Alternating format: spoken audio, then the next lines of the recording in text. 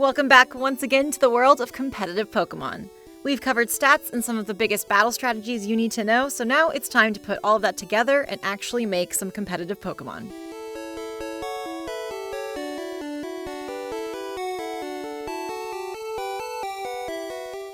You have two options when it comes to making your own competitive Pokemon. You can breed a perfect one yourself or fix any old Pokemon up with items. I recommend breeding most of your Pokemon and saving items for the really special ones like shinies and legendaries that you can't easily get or breed again because the items you need are costly and rare. So let's start with breeding, specifically the mechanics of breeding. You need two Pokemon to make an egg, obviously. They can be a male and a female of the same species, a male and a female of two compatible species, or a Pokemon of any gender, and ditto. You can check whether two Pokemon are compatible by looking up their egg groups on a site like Cerebi. Pokemon can only breed if they share an egg group. There's also some Pokemon that can't breed at all, including the baby Pokemon and almost every legendary. Unless you're using Ditto, the eggs will always be the same species as the female Pokemon. So if you only have a male of a certain species and you want to breed it, you're going to need a Ditto to at least start the process. You're going to want a few things to make this easier: the Oval Charm, a Destiny Knot, and an Everstone. The Oval Charm increases the chance of an egg showing up at the nursery, and you can get it from this guy in the Sirchester Hotel once you've beaten the game. You can buy the Destiny Knot at the BP shop in the main Hammerlock Pokemon Center, and you can get an Everstone from the Digging Duo guy on the right. Eggs will naturally inherit 3 IVs at random from both parents, but if you give one of them a Destiny Knot to hold, the eggs will get 5 total, with only the 6th being randomized. This makes it a lot easier to pass down perfect IVs, especially if both parents have a few. The Everstone, meanwhile, actually has 2 uses. A parent holding an Everstone will pass down its nature to the offspring, which would otherwise have randomized natures, and it will also pass down its form if that Pokemon has different regional variants. For example, breeding an Alolan Meowth and Galar will always get you a Galarian Meowth unless you give the Alolan Meowth an Everstone. On top of that, all the Alolan Meowths you hatch will have to have the same nature as the parent one. Luckily, Sword and Shield introduced the Mint items to let you change a Pokemon's nature for the first time, so you're not out of luck. Eggs can also inherit certain moves from their parents called egg moves. Sometimes they're moves that the Pokemon would learn eventually by leveling up, but a lot of the time, the Pokemon wouldn't be able to learn them normally and can inherit them from a parent of another species that knows the move. I use Cerebi to check egg move details, like which moves I'm interested in are egg moves and which Pokemon can pass them down. You can now get egg moves on your Pokemon without breeding them too, which makes this way simpler. I'll talk about that in a bit. Finally, eggs mostly inherit their abilities from the female Pokemon. Pokemon have 1 to 2 normal abilities, and many have a hidden ability as well that you can only get through max raids or trading. Unless the female Pokemon has the species hidden ability, you can't get it just by breeding. And you can only pass the hidden ability down from a male or genderless Pokemon if you're breeding with Ditto. With the normal abilities, most of the eggs will get the female Pokemons, but still have the chance of getting their other ability. Like with Natures, you can change the Pokemon's ability anytime using the ability capsule item, but it doesn't work for hidden ability, so you either have to breed or catch for that if you want it. So quick recap.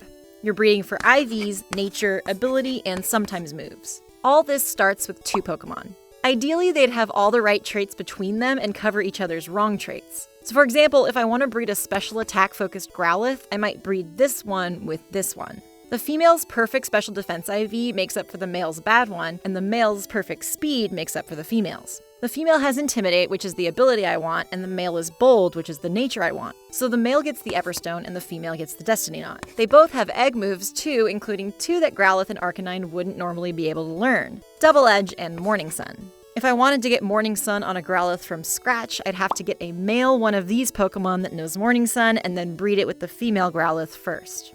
I happened to get lucky and get this male Growlithe via a surprise trade, which can be a really good way to get starter parents for breeding. A lot of people send out their breed jecks on surprise trade. You can also catch Pokemon with good IVs in raids, and the brilliant Pokemon that you might see glowing will have a good IV or 2 and egg moves. The next step is to put your 2 parents in the nursery and start hatching eggs. I just kind of do circles around the nursery area until the breeder moves her arms, which is how you know she has an egg. To make hatching quicker, keep only 1 Pokemon in your party and make sure that it either has the Flame Body or Steam Engine ability. These abilities will help eggs hatch faster. You're going to keep hatching eggs until you get a Pokemon that's better than one of the parents you have in the nursery, at which point you can swap them out. So if I hatched a new male Growlithe with perfect IVs and everything but attack, I could swap it for the original male to increase my chances of getting a Growlithe with the IVs I want. You repeat this process with better and better Pokemon until you get the perfect one, at which point you're free. So what makes a Pokemon perfect? It depends on your plans. If you want it to have its hidden ability, that's a must-have in the breeding phase. And usually you're going for 5 perfect IVs with either the attack or special attack stat being the 6th randomized one. You might also want 0 speed IVs on Trick Room Pokemon or 0 attack IVs on a special attacker. Damage from Confusion and the attack Foul Play is determined by your Pokemon's attack stat, and since that Pokemon's not going to need its attack anyway, you might as well minimize it. If you're impatient though, you can take an imperfect Pokemon and fix it up. In addition to the mints and ability capsule I mentioned, you can also artificially max out a Pokemon's IVs using Hyper Training at the Battle Tower. The Pokemon you want to Hyper Train needs to be level 100, and you need to exchange a bottle cap to do it. You can buy all of these items using BP at the Battle Tower. One important thing to note though is that these items don't change your Pokemon's DNA. So you can't just Hyper Train a Pokemon and then use it to breed, for example, because it will still pass down its original IVs. Mints will change the way the nature is displayed on the stats screen, but the Pokemon summary page will still have its old nature so you can keep track.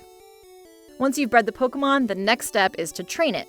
That includes leveling it up, evolving it, and teaching it the right moves, but the very first thing you want to do is EV train it so it doesn't pick up random EVs as you battle and level it up. I talked about EVs in the first stats video, so if you watched that, hopefully you're ready for the math.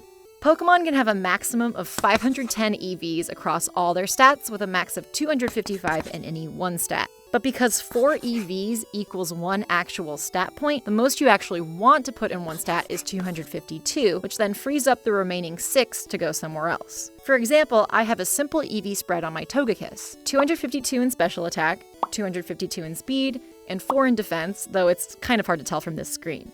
The leftover 2 EVs can go wherever because they don't actually add anything. You'll hear this kind of spread referred to as full speed investment or full special attack investment.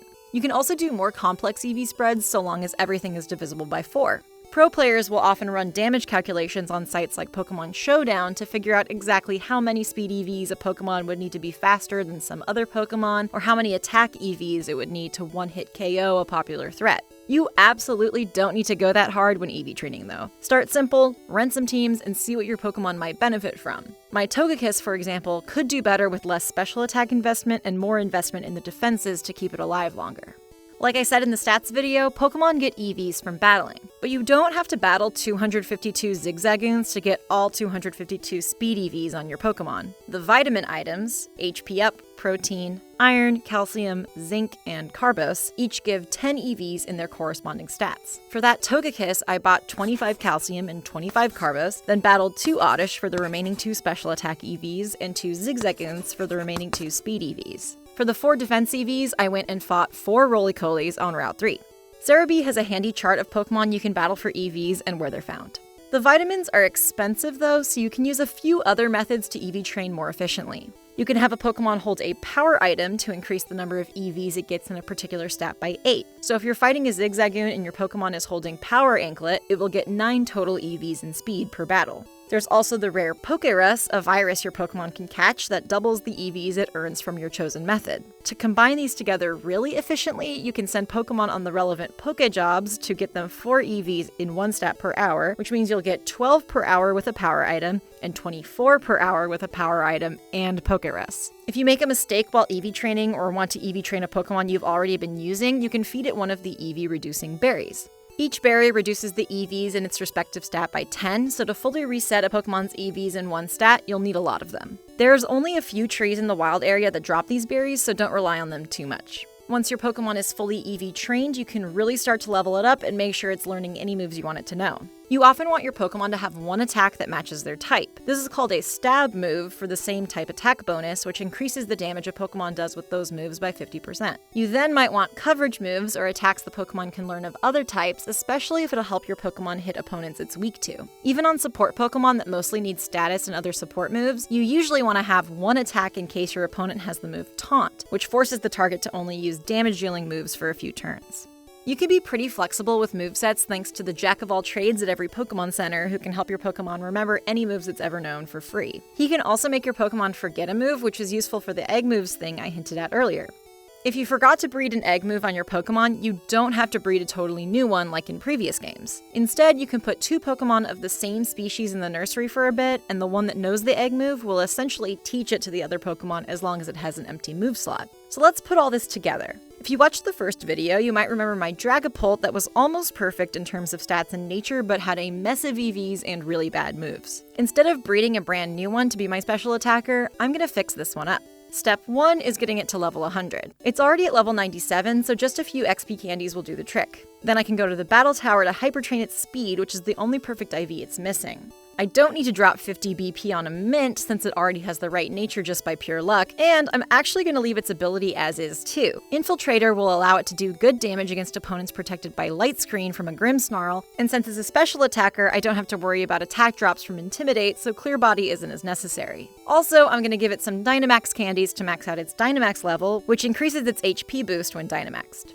Next, I'll fix its moves. Luckily, there are no egg moves I'm interested in since it would be more difficult to transfer egg moves to a fully evolved Pokemon. For now, I want this Dragapult to be really offensive, so I'm going to replace Hex with the more powerful Shadow Ball for its first stab attack, and then Dragon Pulse for its second stab. For coverage moves, I'll probably swap between the fire, water, and electric options depending on my needs, and for the final move, I'll probably go with Protect unless I find I'd rather have something like Thunder Wave or Ally Switch. Because basically all of Dragapult's key moves are TMs or TRs, it's really easy to switch them out on the fly. Finally, I'm going to reset its EVs using berries and then give it full speed and special attack investment with the leftovers in HP. It's a simple spread that fits my very basic offense-oriented plan for this Dragapult, and you can see it's made a massive difference in its raw special attack. The final touch is picking an item. Choice Specs is kind of attractive, but you don't want to use choice items if you have any non-damaging move, since you don't want to get locked into those. Instead, I'll go with a Life Orb to make Dragapult hit harder while giving it the option to protect. And now he's ready to go. And that's where we have to stop for this mini-series. I really hope it helped you understand more about competitive Pokemon so you can go out and have fun battling. Thank you so much for watching, and as always, feel free to reach out in the comments or on Twitter.